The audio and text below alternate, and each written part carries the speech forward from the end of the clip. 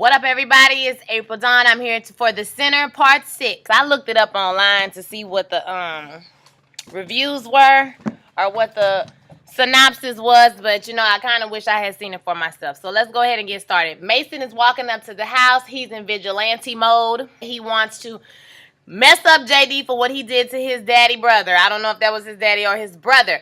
But as he goes up to the house, he finds that that JD is dead inside. Somebody is speeding away from the house, and the baby is crying. He stupidly takes the cell phone out of JD's pocket, calls the police, and runs away from the scene. Now, he had a gun when he was walking up to the house, so when he leaves, he steps in water, y'all. He walks. I'm like, this man is the stupidest. Why won't he go sit down somewhere? I am tired of Mason, honey, messing up and getting all up involved in everything. He walks, child, in the water. Then he leaving footprints. Then he throws the gun that he had brought with him into the lake after he has a memory of him and Cora sitting on that same lake having one of their first dates, okay, or one of their dates. Harry is screwing 50 Shades, and she is choking him. She damn near choked him to death. He's not stopping her from choking him. She's like, what's wrong with you? He passes out, y'all, and she has to wake him up, and she's like, hey, you look, that's not cool. This is when we learned that him and 50 Shades had an affair. She was like, you didn't always pay me. You can't just talk to me about what's going on, but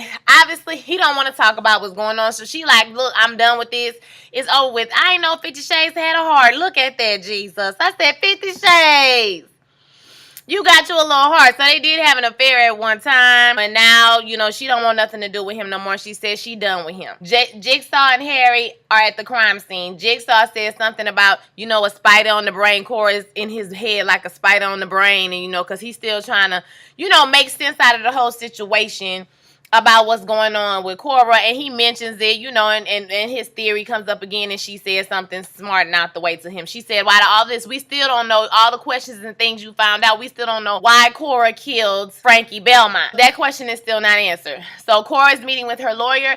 She says that the lawyer says they still have a deal. Cora says she's not confessing to something she did not remember. The DA, is not going to work with her without a confession, guys. So, she has to confess if she wants to get the 20-year deal. She says, she think they should just work with what they got. And then when she gets up to leave, she tells her, if you need anybody to talk to, if you need something to read, just call me, we can talk. So Harry and Jigsaw talk about theory of the case. He talks about all the evidence, and that's when she says, everything is cute. All that's cute, what you talking about, but we still don't know why she killed Harry Belmont. So now we're in a flashback to Cora and Sophia. Not Cora, her name is not Sophia, it's Phoebe, y'all. I don't made up this girl whole name. That's not her name, okay? How did I do that? I don't know. Her and Phoebe, she talks about how she wishes she could live in Cora's body, and she wants to go to Florida, and Cora's like, I've been busy. Cora just out here living her life because now she go with JD, so she's spending a lot of time with him. She's, Cora's asking her all about the details of her sex life with JD, and JD is like, she don't want to share everything that's going on with her in her love life. And the thing about it is, Cora is growing into a young woman. They're all very repressed living up in this house together. It's kind of like, she wants to be her own person and have her own life, and her sister doesn't have any life. We have to think about, she's growing up as a teenager. She's not getting to experience any part of life as a teenager. She's kind of living vicariously through her sister, but in a little bit, she's holding her sister back from being, whatever it is that she wants to be, or just being an individual and being able to live without feeling guilty because your sister can't come out too. Does that make sense? Phoebe gets mad with her, and she says, she wants her to stay with her because Cora's like, well, I'll stay. She says, no, go ahead and go. And so she goes out and gets with JD, and, they screw and all of that. Maddie interrupts them. She says she's looking for her shoes, and JD tells her to come in. And he says he thought they talked about this, and they're all in this together. So she agreed, right? And he says give him and Cora a minute. So apparently this is like a polyamorous thing. She's saying, that was his ex-girlfriend. Well, we'll talk about that later. But this is some type of polyamorous situation that these three are involved in together. So Mason is doing a police interview. He says what he found. He says it was not revenge, but he tells the people he was armed. I'm like, boy, you don't even have no gun. It's in the lake, but you going to tell the people you went to the gun. If somebody shot JD, they gone. They going to think you did it. Why would you? Mason is the most frustrating, aggravating character on this whole show. Okay, I can't. Harry is at the house talking about He fertilizing the trees, child. And his wife is like, look, you need to go home because I'm finna call the police on you. He was doing a Terrence Howard on him while I'm just showing up at your house taking out your trash. Okay, and he told her that he's always trying. She thought he wasn't trying, but he's always trying. And she said, I know, and I hope it gets easier for you. Boop! That let you know, baby boop. I know you was trying, but I don't want you no more. Basically, it's over with him and his wife. So he outside, child. He started screaming and raging and throwing stuff and acting a fool. You know, cancel Christmas, cancel Thanksgiving. It's over with. Let it go. Okay? She don't want you no more. Jigsaw says they found the car with the guys who killed JD. Case closed. Okay, guys. I didn't like how they wrapped that storyline up like so neat. Oh, they found the car. They found this. You know, they found it was just like a drug, you know, robbery or whatever, because we all know JD sold drugs. So they wrapped that storyline up like that. Jason and Cora they visit. So he updates on everything that happened. He says he didn't know what he was trying to do. I guess he was trying to, you know, fix everything, and you know, he just felt like everything was out of control. He felt like something was wrong, and he said you know, he knew something was wrong with her. He could tell since they met, but he was always too afraid to find out. So he felt guilty about, you know, whatever she did to why she killed Frankie Belmont, because he knew something was wrong with her. He just didn't want to ask her. And he asks her was she ever happy with him, and she says yes, she was happy with him.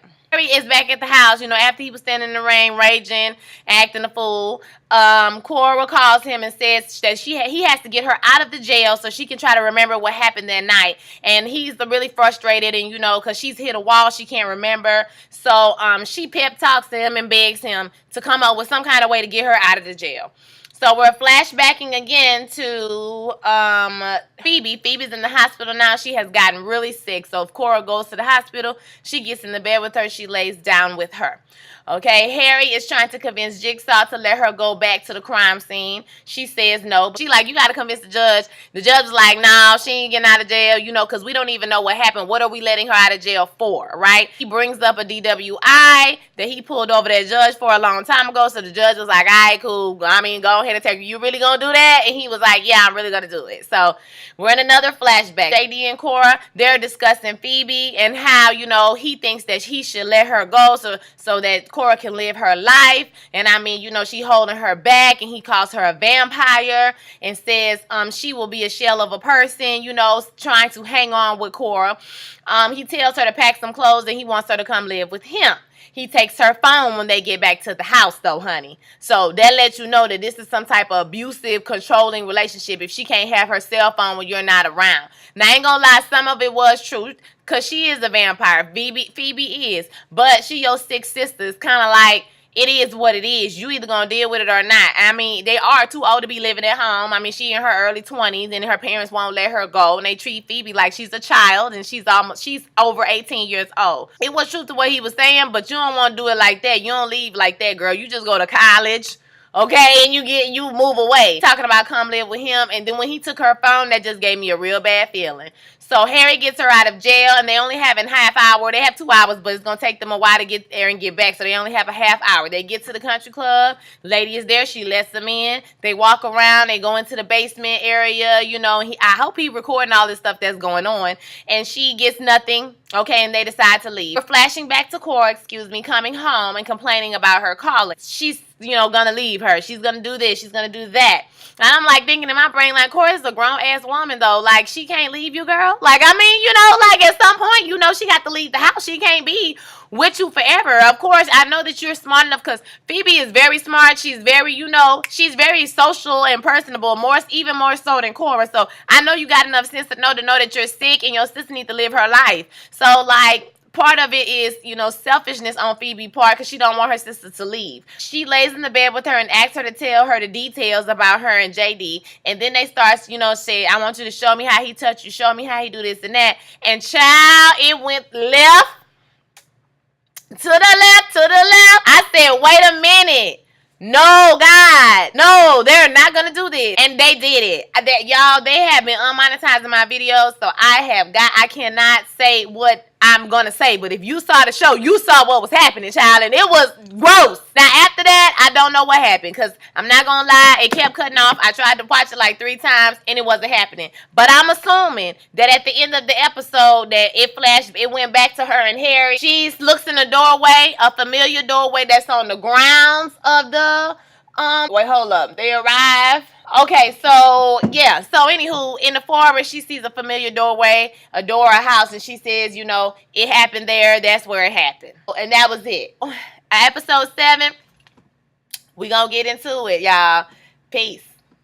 Up, y'all. All right, let's get into episode 7 of The Sinner, or part 7 of The Sinner. So this episode basically is the penultimate episode, so you know it's going to clear up a whole lot of things. It's going to let us know, and this is basically an entire episode of a flashback of what exactly happened that fateful night that Cora ended up at this house, you know, with everything that's been going on the whole season. So we find out a lot of things. So it's kind of like, you know, Christmas morning. You know, when you woke up, you getting all the presents. We getting everything we've been confused about this whole season. And a lot of things are illuminated for me, more so than they were previously to this. So she steps into the basement at Beverwick. I think that's the name of the country club that they have found. So she steps into the basement. Harry is behind her. She goes back into 2012. So it's Phoebe's 19th birthday. They blowing out the candles of the cake. You know, that night she's getting ready to go out, and Phoebe is like, you know, I want to go out, basically with, you know, in a nutshell, I want to go out. So they go back and forth, you know, and like I said, her sister is kind of like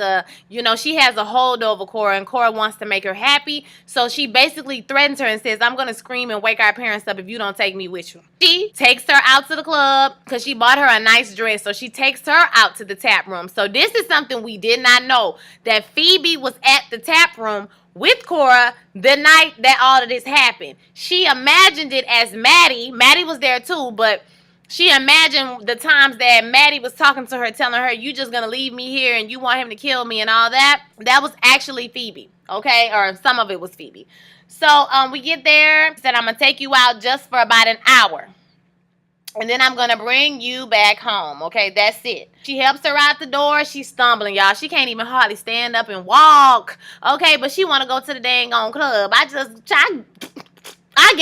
I guess Phoebe be doing the most. Maddie finds Cora in the bathroom. Well, Maddie, JD come up there, you know, and they all start talking. So Maddie comes up to JD and starts hugging him and all of this stuff. This is after initially Phoebe talked to him for a minute, you know, and kind of introduced herself. And we all know that Phoebe's sociable. She's a personable person. She's not no shy, scary girl, you know, sad girl with cancer. So she's very personable. So she makes a smart comment, jokes back and forth.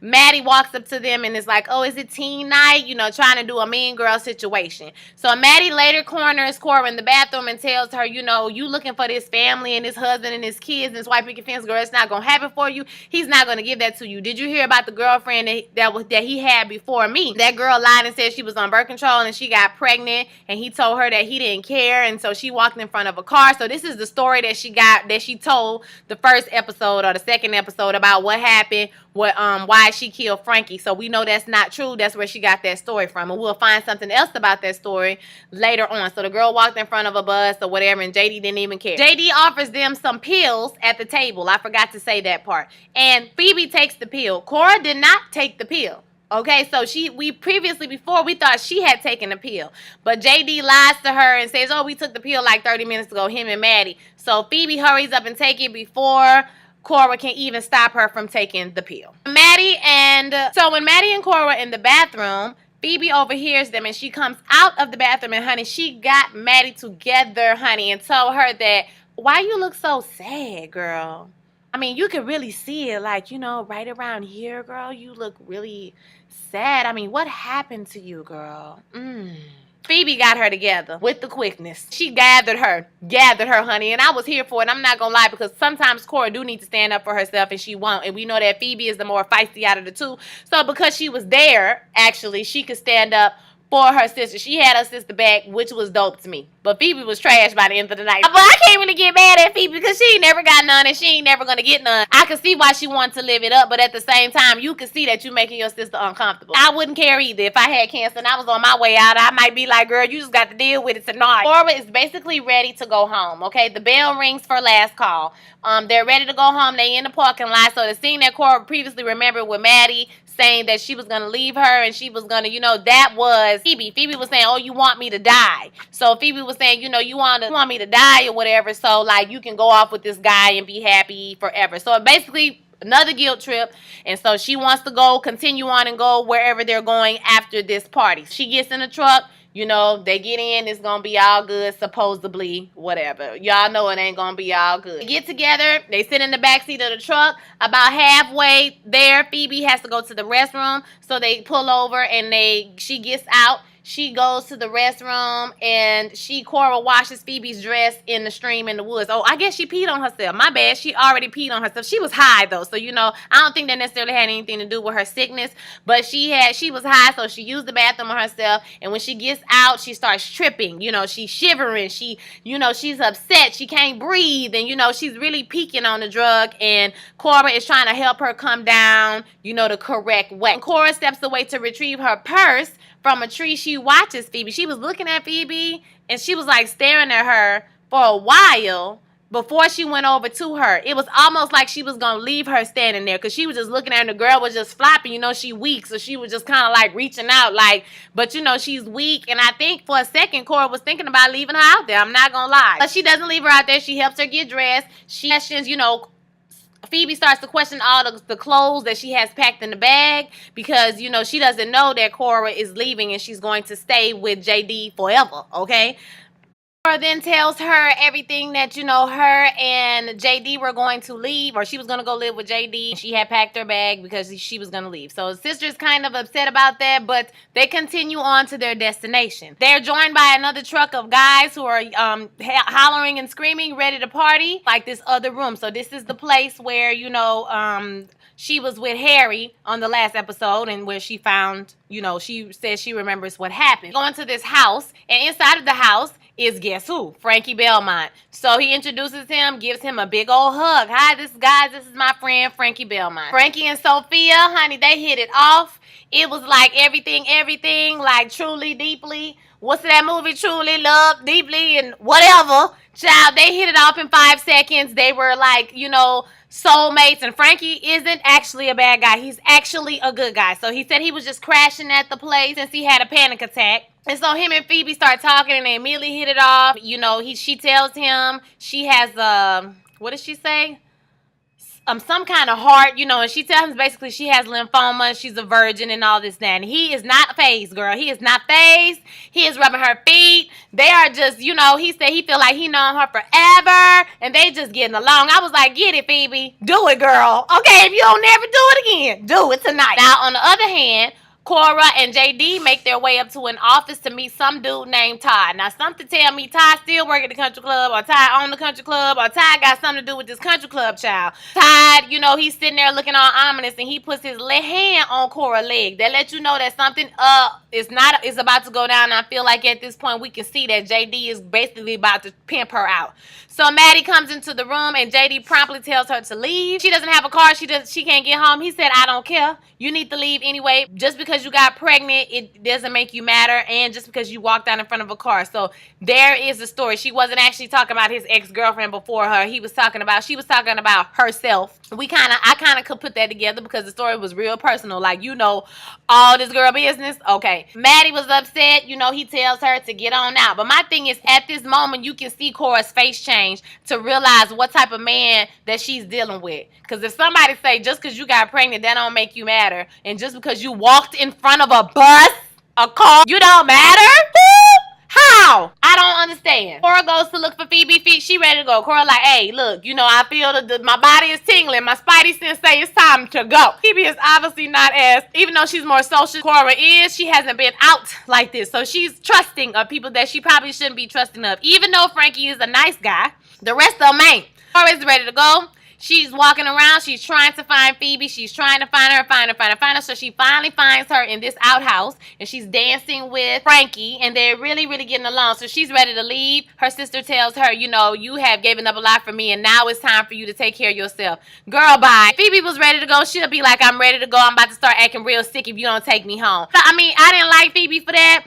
But that's just how a sister do. Oh, now you want me to go out by myself because you're not ready to go home, okay? Now that I'm ready to go home. Cora is still insisting it's time for us to go home. We need to go home. Say the party is going downstairs. So Phoebe follows Frankie and JD downstairs, okay? And Todd downstairs, okay? She's the one who turns around to her and says, are you coming? As they're walking through that doorway with that chandelier or with the wall fixture. So they go in to there. It's another room where they're listening to Frankie's music. Frankie and Phoebe are really hitting it off, and they begin to kiss. And, you know, I think that she was getting ready to have sex with him. She had started having sex with him. But before that, they were doing lines of coke, and they were trying to tell Cora to loosen up. And, you know, we kind of see it turns into like this old freaky situation where Cora is kissing her sister. She started kissing Frankie. Then it just turns keep kissing her. It's a whole lot going on, child. She's doing it with somebody. And we flash and we see that it's not JD. It's Todd that she's doing because she said, I hear like you want it. And she's like, no. She said no. Todd is doing it, child, and JD was pushing her head into the carpet. That disturbed me. That really disturbed my spirit that he was pushing that girl head in the carpet. Cora happens to glance up while she's on the carpet and sees her sister's hand just flopping, kind of like this, like she's unconscious, okay? She realizes her sister is unconscious. She jumps up, and this is where we see her hit Frankie those 7 times. 1, 2, 3, 4, 5, 6, 7. Okay, she's punching him, telling him to get off. She accidentally slapped JD in the face by accident when she's going through all of this because JD is trying to give her sister CPR because sister not breathing. He cracks the rib, which is not uncommon. Okay, that happens a lot when people do CPR. They give too much pressure and they end up cracking the rib. Usually it's not anything that's going to kill you, but this girl is already very cancerous. Her heart couldn't take the penis.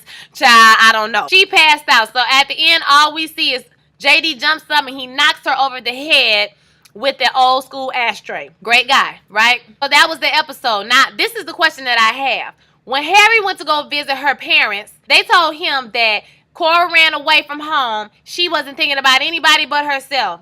And her sister died like a month later. And whenever she came back, she wasn't welcome into the house. That's when she had to go live with her aunt. So my thing is, Phoebe died.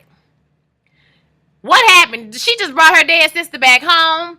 Obviously, I think Cora got knocked over the head with mask face do, but you know what I'm saying? And gonna end up staying. Is she gonna be there the 2 months? Like, what happened to her sister? That's what I'm confused. Didn't both of your kids come up missing? So how her sister died a month later if her chest got like? I'm confused. Okay, about that part. So the parents, something about the parents is lying.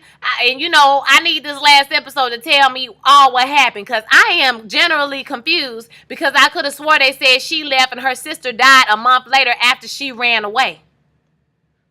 So I have confusion. Because somebody clear that up for me. Maybe I misheard. Or maybe something is not, you know, clicking with me. But I'm glad we finally got to see all the pieces getting put together. It was good to see what happened in a complete flashback and not a misleading flashback. Get it? I saw a lot of people complaining about, oh, I wish we have seen this scene or all that. It's only 7 episodes. I mean, God, dog, they got to do, you know, a slow reveal for us. And that's what they did. I want to hear you guys' thoughts. Don't forget to like, comment, subscribe, share this video with your friends. I'm sorry I'm late with 7. Like I said, my Fire Stick wasn't really working the best, so you know, I didn't really get a chance. I didn't want to do a halfway review. I wanted to at least know what happened at the end of the episode. So, like I said, don't forget to like, comment, subscribe. I'll see you guys for American Horror Story later on. Peace.